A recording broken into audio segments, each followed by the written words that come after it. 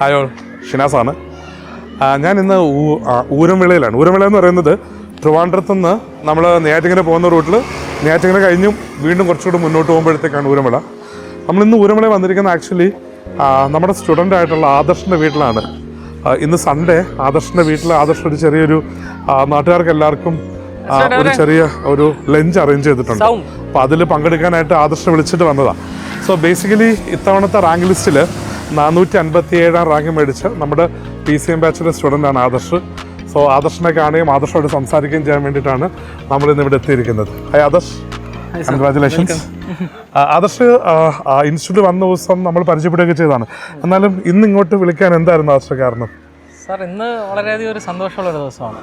അപ്പോൾ ഈ ഞങ്ങളുടെ നാട്ടിൽ ഈ പ്രദേശത്ത് തന്നെ ആദ്യത്തെ ഒരു സിവിൽ സർവീസ് ജേതാവാണ്. അപ്പോൾ അതിനൊന്ന് ആദരിക്കാനായി ഞങ്ങളുടെ കുടുംബവും നാട്ടുകാരും കൂടെ സഹകരിച്ചൊരു ചെറിയ ഫംഗ്ഷൻ അറേഞ്ച് ചെയ്തിട്ടുണ്ട്. അപ്പോൾ അതിലേക്ക് എൻ്റെ സന്തോഷത്തിന് കാരണമായ എല്ലാവരെയും വിളിക്കണമെന്ന് എനിക്കൊരാഗ്രഹമുണ്ട്. അതുകൊണ്ട് തന്നെ സാറിനെയും പ്രത്യേകം. അപ്പം ട്രിവാൻഡ്രത്തു നിന്നാണെന്നും ഞാനിങ്ങ് ഇവിടെ വരാനായിട്ടുള്ള ഒരു പ്രധാന റീസൺ എന്ന് വെച്ച് കഴിഞ്ഞാൽ ഒത്തിരി സ്റ്റുഡൻസ് റാങ്കൊക്കെ കിട്ടുമ്പോഴത്തേക്കും വന്ന് പറയാറുണ്ട്.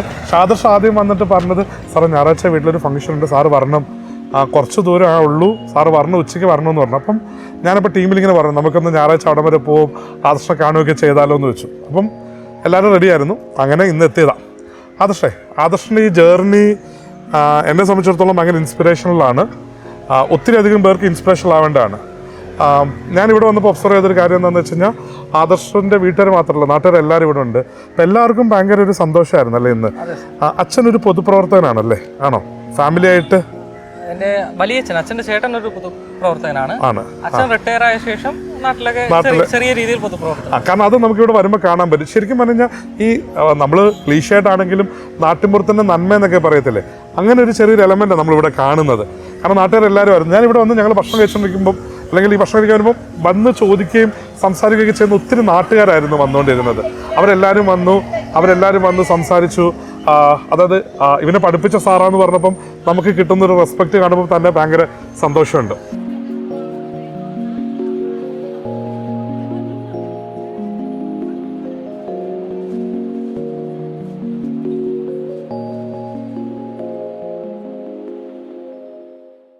ആദർശ് സ്കൂളിംഗ് ഒക്കെ ചെയ്തത് വീടിനടുത്ത് തന്നെയാണ് അല്ലേ? അതെ സാർ. എവിടെ ആയിരുന്നു? BMLPS വലിയവള എന്ന് പറയുന്ന സ്കൂളായിരുന്നു. തൊട്ടടുത്ത് തന്നെ നടന്നു വരേണ്ട ദൂരം ഉണ്ടായിരുന്നല്ലോ. ഇത് കഴിഞ്ഞതിന് ശേഷം കുളത്തൂർ സ്കൂളിൽ പഠിക്കുന്നുണ്ട്, ഇവിടെ അടുത്ത് തന്നെ അല്ലേ? രണ്ടും ഗവൺമെന്റ് അല്ലെങ്കിൽ എയ്ഡഡ് സ്കൂളുകളിലാണ് പഠിച്ചത്. ഓക്കെ. ഒരു റൂറൽ അപ്ബ്രിങ്ങിങ് ആണ്, എസ്പെഷ്യലി എഡ്യൂക്കേഷനുമായിട്ട് ബന്ധപ്പെട്ടല്ലേ?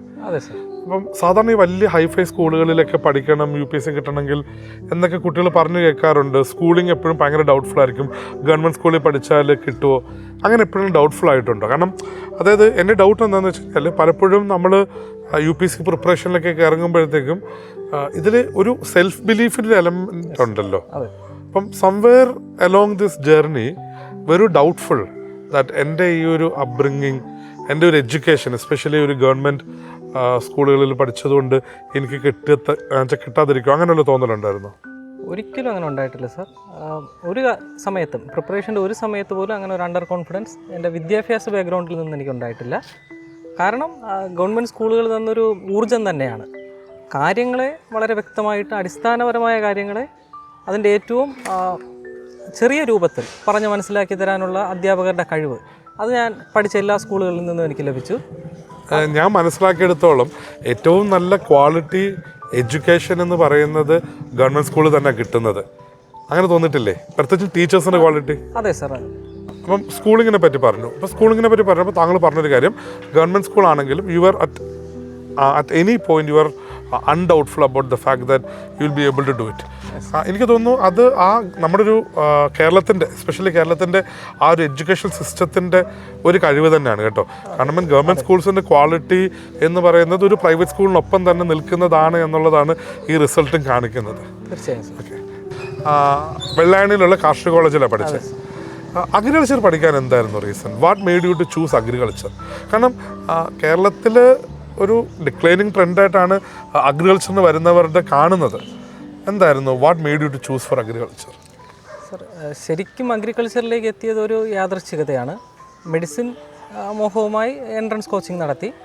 അൺഫോർച്ചുനേറ്റ്ലി നല്ല റാങ്കിലേക്ക് എത്താൻ കഴിയാത്തത് കൊണ്ട് അഗ്രികൾച്ചർ തിരഞ്ഞെടുത്തു.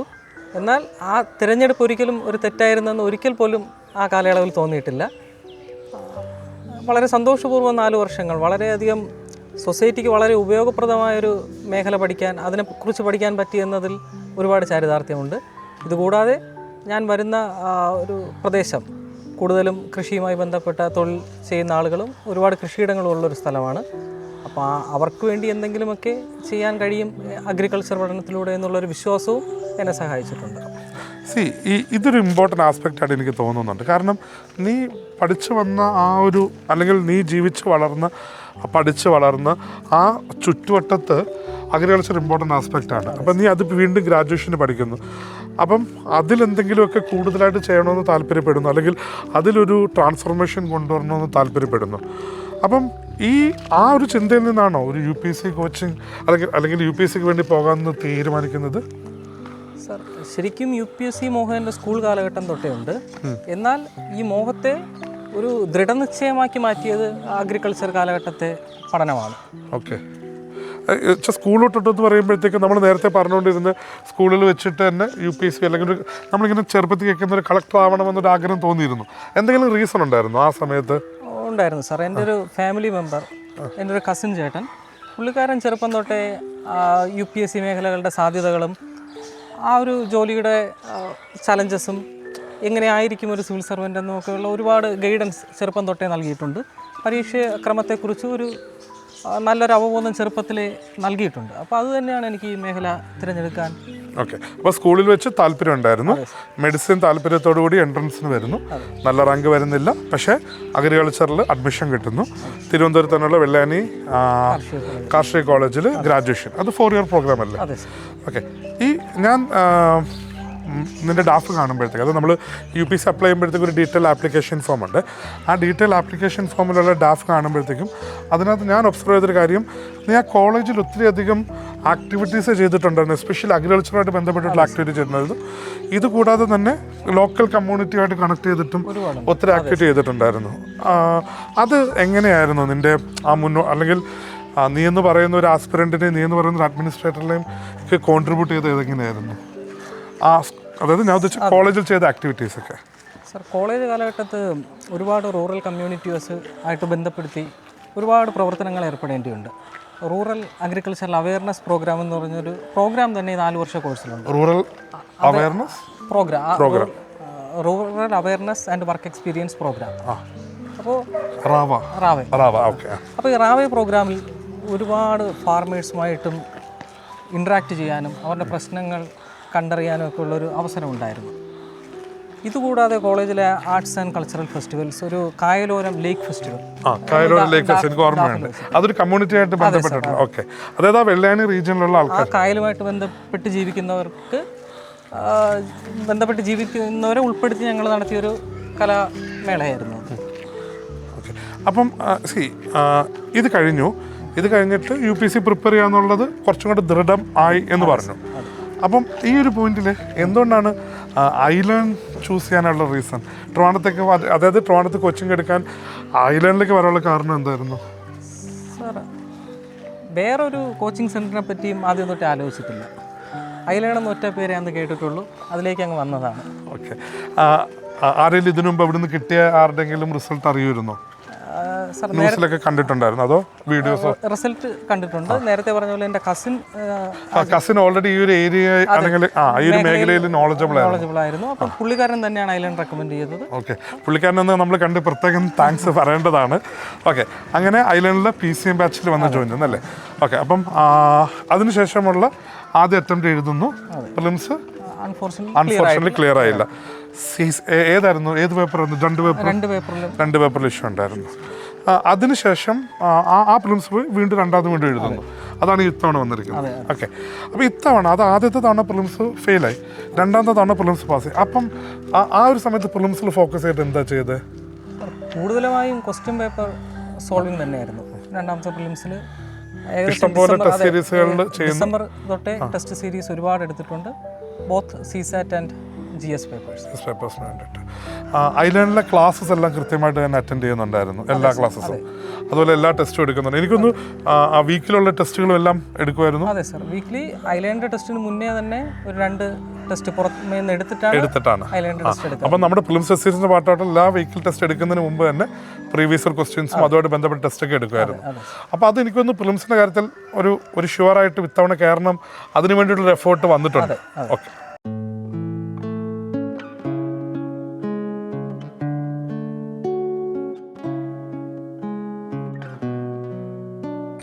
നമ്മളിപ്പോൾ നെയ്യാറിൻ്റെ തീരത്താണ്. ഈ തിരുവനന്തപുരത്തിൻ്റെ പ്രകൃതിയും പച്ചപ്പൊക്കെ കാണണമെങ്കിൽ വരേണ്ട സ്ഥലം തന്നെ. നീ ഇവിടെ കുളിക്കാനൊക്കെ വരാറുണ്ടെന്ന് തോന്നുന്നല്ലേ, ഈ അപ്പുറത്തെ കടവിലൊക്കെ ആയിട്ട്? ഓക്കെ, ഞാൻ ഇവിടെ വന്നപ്പോഴത്തേക്കും നീയായിട്ട് അതുപോലെ 1-to-1 സംസാരിക്കുമ്പോഴേ ഞാൻ മനസ്സിലാക്കിയത് നീ ജനിച്ചു വളർന്ന ആ നാടിൻ്റെ ഒരു റെപ്രസെൻറ്റേറ്റീവ്, ഒരു ട്രൂ റെപ്രസെൻറ്റേറ്റീവാണ്. നാട്ടുകാരായിട്ടൊക്കെ ഭയങ്കര കണക്റ്റഡ് ആയിട്ട്, അതായത് നാട്ടിലെ ആൾക്കാരുമായിട്ടും നാട്ടിലെ പ്രകൃതിയായിട്ട് അവിടുത്തെ ജോഗ്രഫിയായിട്ടൊക്കെ ഭയങ്കര കണക്റ്റഡ് ആയിട്ടുള്ള ആളാണ്. പഠിച്ചതിന് അടുത്തുള്ള സ്ഥലം നീ നേരത്തെ പറഞ്ഞതുപോലെ ഇവിടെയുള്ള കർഷകരുമായിട്ട് സംസാരിക്കുന്നു, അവരുടെ പ്രശ്നങ്ങൾ മനസ്സിലാക്കണമെന്ന് തോന്നുന്നു. അപ്പം UPSC ഇറങ്ങിത്തിരിക്കുന്നു. ഐലൻഡിൽ വന്ന കാര്യം നീ പറഞ്ഞു, പ്രിപ്പയർ ചെയ്തു. ഫസ്റ്റ് അറ്റംപ്റ്റ് കിട്ടിയില്ല, സെക്കൻഡ് അറ്റംപ്റ്റിലേക്ക് വേണ്ടി പ്രിപ്പയർ ചെയ്യുന്നു. ഈ ജേർണിയിൽ നിനക്ക് പ്രിലിംസ് 2ാമത്തെ തവണ എഴുതി കഴിയുമ്പോഴത്തേക്കും അത് കിട്ടുമെന്ന് ഉറപ്പുണ്ടായിരുന്നു. How confident you were? Sir, ശരിക്കും വളരെ അണ്ടർ കോൺഫിഡൻ്റ് ആയിരുന്നു. കാരണം എൻ്റെ CSAT സ്കോർ വളരെ എഡ്ജിലായിരുന്നു. അതിപ്പം CSAT സ്കോർ എന്ന് പറയുന്നത് പരീക്ഷ കഴിഞ്ഞപ്പോൾ നീ നോക്കിയ മാർക്ക് അല്ലേ? ഞാൻ അൺഒഫീഷ്യൽ കീസ് നോക്കിയപ്പോൾ വളരെ ബ്രിമ്മിലാണെന്ന് തോന്നി. എങ്കിലും ഒരു പ്രതീക്ഷ കൈവിട്ടിട്ടില്ലായിരുന്നു. കാരണം GS നല്ല സ്കോർ തന്നെ, 100+ സ്കോർ ഉണ്ടായിരുന്നു, ഉറപ്പായിരുന്നു. എന്നിട്ട് മെയിൻസിൻ്റെ പ്രിപ്പറേഷൻ തുടങ്ങി. ഓക്കെ, ഈ മെയിൻസിൻ്റെ ഒരു ഇമ്പോർട്ടൻ്റ് ആസ്പെക്റ്റ് എന്ന് പറയുന്നത് ആൻസർ റൈറ്റിംഗ് ആണ്. അപ്പം നിനക്ക് ഐലൻഡിൽ പ്രോഗ്രാമിൻ്റെ പാർട്ടായിട്ട്, PCM പ്രോഗ്രാമിൻ്റെ പാർട്ടായിട്ട് മെൻറ്റേഴ്സും കാര്യങ്ങളൊക്കെ ഉണ്ടായിരുന്നു. ആരായിരുന്നു മെൻറ്റർ? ആരായിരുന്നു അവിടെ? നിഖിൽ ബാലൻ സാറായിരുന്നു. അപ്പം ആ പ്രോസസ്സിൽ നിന്നെ കൊണ്ട് ആൻസർ എഴുതിപ്പിക്കുക എങ്ങനെയായിരുന്നു നിൻ്റെ ആൻസർ റൈറ്റിങ്ങിൻ്റെ എലമെൻറ്റുകൾ? സാർ, ആദ്യത്തെ പ്രിലിംസ് കഴിഞ്ഞ് ആ വർഷം തന്നെ ഞാൻ ആൻസർ എഴുതി തുടങ്ങിയായിരുന്നു. ഓക്കെ. ആ വർഷത്തെ മെൻറ്ററായ വിഷ്ണു സാർ. അപ്പം വിഷ്ണു സാറിൻ്റെ കീഴിൽ വളരെ നന്നായിട്ട് മെയിൻസ് ആൻസർ റൈറ്റിംഗ് പ്രോഗ്രാം, അതായത് മാപ്പിനുണ്ടായിരുന്നു, മാപ്പ് കംപ്ലീറ്റ് ചെയ്തു. അതായത് ബേസിക്കലി ഇവിടെ ഒരു എലമെന്റ് എന്താണെന്ന് വെച്ച് കഴിഞ്ഞാൽ പ്രിലിംസ് കഴിഞ്ഞതിന് ശേഷം പ്രിലിംസ് കിട്ടാത്ത കുട്ടികൾക്കായിട്ട് നമ്മൾ ഐലൻഡിൽ മെയിൻസ് ആൻസർ റൈറ്റിംഗ് പ്രോഗ്രാം കൊടുക്കും. ഈ മെയിൻസ് ആൻസർ റൈറ്റിംഗ് പ്രോഗ്രാം വളരെ കൃത്യമായിട്ട് ചെയ്യുകയാണെന്നുണ്ടെങ്കിൽ നെക്സ്റ്റ് മെയിൻസ് ടെസ്റ്റ് സീരീസ് എന്ന് പറയുന്നത് വളരെ കംഫർട്ടബിൾ ആയിട്ട് മെയിൻസ് നല്ല അടിപൊളിയായിട്ട് എഴുതാനും സാധിക്കും. സോ നീ വളരെ ഡെഡിക്കേറ്റഡ് ആയിട്ട് മെയിൻസ് ആൻസർ റൈറ്റിംഗ് പ്രോഗ്രാം ചെയ്തു. ഓക്കെ, അത് കഴിഞ്ഞിട്ട് പ്രിലിംസ് എഴുതി. പ്രിലിംസ് കഴിഞ്ഞു.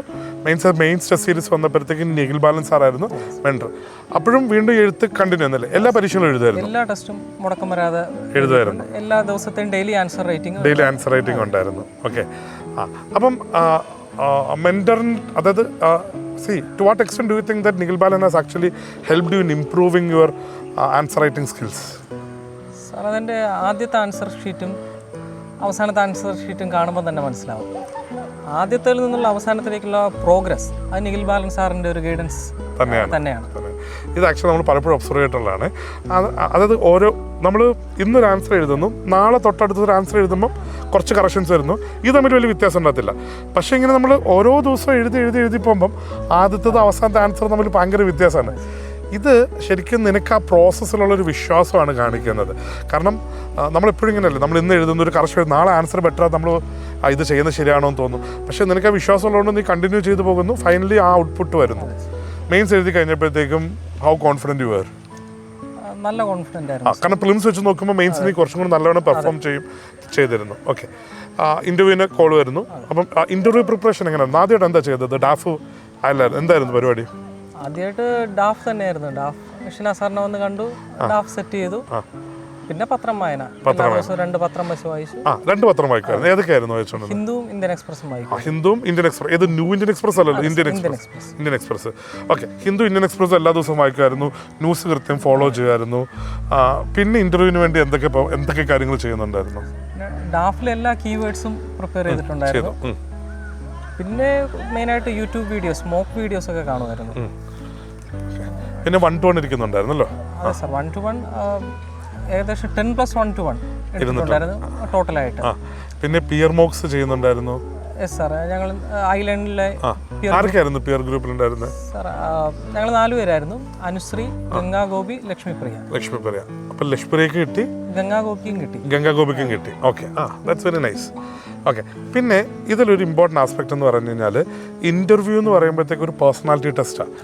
ഓക്കെ, അപ്പം ഞാൻ നേരത്തെ ചോദിച്ച അതേ ചോദ്യം തന്നെ വരുവാണ്. അതായത് ഞാൻ പഠിച്ചത് ഗവൺമെൻറ് സ്കൂളിലാണ്, ഞാൻ പഠിച്ചത് എല്ലാവരും IIT NIT എന്നൊക്കെ പറയുന്നല്ലോ, അല്ല എഞ്ചിനീയറിങ്ങോ മെഡിസിനോ ഒന്നുമല്ല പഠിച്ചിരിക്കുന്നത്. അപ്പം നിനക്ക് എപ്പോഴെങ്കിലും ആ രീതിയിലൊരു വരി തോന്നിയിട്ടുണ്ടോ ഇൻ്റർവ്യൂവിനെത്തുന്ന സമയത്ത്? കാരണം അതുവരെയും നീ എഴുതുന്നത് വെച്ച് നീ കോൺഫിഡൻ്റ് ആണ്, പഠിച്ചു വെച്ച് കോൺഫിഡൻ്റ് ആണ്, ഇൻ്റർവ്യൂവിലേക്ക് എത്തുമ്പോഴത്തേക്കും ഡൗട്ട്ഫുൾ ആയിരുന്നു.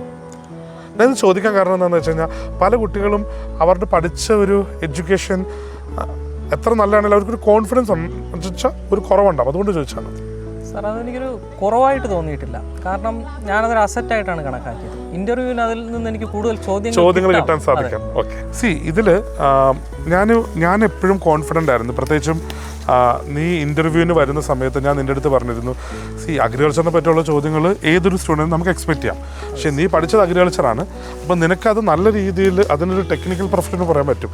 ഇൻ്റർവ്യൂവിന് ആ ഡൊമൈനിൽ നിന്ന് ക്വസ്റ്റ്യൻസ് ഉണ്ടായിരുന്നോ?